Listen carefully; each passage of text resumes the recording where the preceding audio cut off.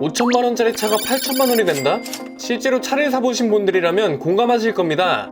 아반떼 사러 갔다가 그랜저 계약하고 나왔다는 말도 실제로 견적을 내보면 충분히 이해가 되는 말이죠. 옵션 고르기 때문에 머리 아프셨던 분들이라면 잘 들어오셨습니다. 오늘은 굳이 선택 안 해도 되는 옵션, 비싼 돈 들였다가 후회하는 옵션들에 대해 소개해드리겠습니다. 취향별로 알려드릴 테니 나와 안 맞는다 싶으면 과감하게 빼시면 됩니다. 첫 번째는 파노라마 선루프입니다. 보통 100만원에서 150만원 정도 하는데요. 실내에서 보면 개방감이 좋아서 차를 막 출고받았을 때는 좋지만 정작 1년에 사용하는 횟수가 많지 않은 옵션 중 하나입니다.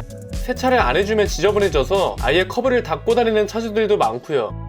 만약 흡연을 하시는 분들이라면 일반 썬루프 정도로도 충분합니다. 가격도 더 저렴하고 비교적 안전하기도 하죠. 수입차 같은 경우 일반 썬루프를 기본으로 장착해주는 경우가 많은데 국산차의 경우는 파노라마 썬루프가 옵션으로 제공되는 경우가 있습니다. 만약 흡연자가 아니시라면 굳이 선택하지 않으셔도 될 것 같습니다. 두 번째는 오토 에어컨입니다. 장거리 운전을 하시는 분들에겐 추천입니다. 한번 온도를 설정해두면 알아서 찬바람과 더운 바람의 세기가 조절되거든요. 이렇게 귀찮게 손으로 조작하지 않아도 쾌적한 실내 환경을 유지할 수 있죠. 그러나 단거리 위주 운전자들에겐 그리 적합하지 않습니다. 외부 온도와 실내 온도를 인식하는 데까지 시간이 비교적 많이 소요되기 때문에 성격이 급한 분들은 오토 에어컨 대신 수동으로 작동하는 걸 더 선호하는 경우가 많습니다. 세 번째는 ISG 기능입니다. 연료 절감보다는 배출가스 및 환경 규제에 맞추기 위해 들어간 기능 중 하나인데요.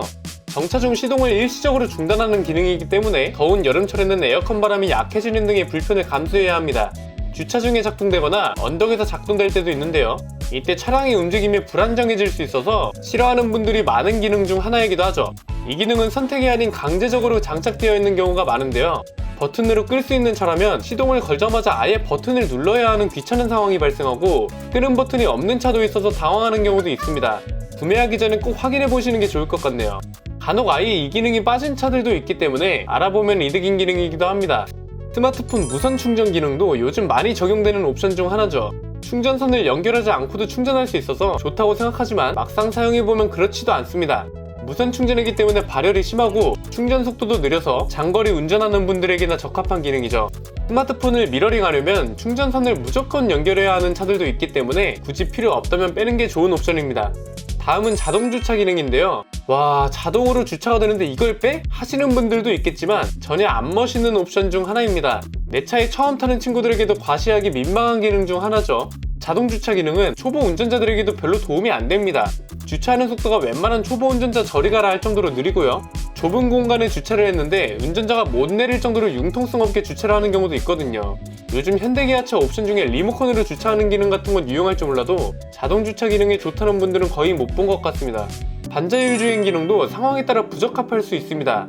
고속도로를 자주 타는 장거리 운전자라면 굉장히 유용하지만 시내 주행 위주의 단거리 운전자라면 굳이 선택할 필요가 없습니다. 차라리 이 돈을 아껴서 전방 충돌 방지 기능과 같은 안전 사양을 추가하는 것이 더 도움이 되실 겁니다. 반자율 주행 기능은 편의를 위한 것이지만 충돌 방지 기능은 안전을 위한 것이니까요. 요즘에는 안전 사양이 기본으로 적용되고 반자율 주행 기능이 옵션으로 빠진 경우가 많아서 장거리 운전자가 아니라면 빼도 좋은 옵션 중 하나입니다. 만약 선택하신다면 추월차로가 아닌 주행차로에서 주행해야 한다는 것도 잊지 않으셨으면 좋겠네요. 마지막은 방향지시 등입니다. 많이 놀라셨죠? 아니 이건 옵션이 아니라 기본 중에 기본인 기능인데 무슨 소리인가 싶으실 겁니다. 실제로 통계 자료가 하나 있습니다. 우리나라 운전자 중 48%가 차로를 변경할 때 방향지시 등을 켜지 않는다고 합니다. 10명 중 5명이라는 소리인데 이 48%에 해당하시는 분들은 딜러한테 무조건 방향지시 등을 빼고 그만큼 차 가격도 빼달라고 하면 되겠네요. 굳이 사용하지 않는데 넣을 필요가 있을까요? 몇백만원짜리 필요도 없는 옵션은 고민하면서 기본으로 장착되는 방향지시 등은 사용하지 않는 이상한 현상이죠. 48%는 전혀 적은 수치가 아닙니다. 이 영상만 봐도 알 수 있죠. 어떻게 K8만 방향지시 등을 켤 수가 있죠? 이 영상을 보고 계시는 스포일러 구독자분들은 52%에 해당되실 거라고 생각됩니다. 이 영상을 보신 분들만큼은 방향지시 등을 필수로 선택하시고 안전운전 하시길 바라겠습니다. 안PD의 스포일러 차일목 구출 작전 필요 없는 옵션 편이었습니다. 감사합니다.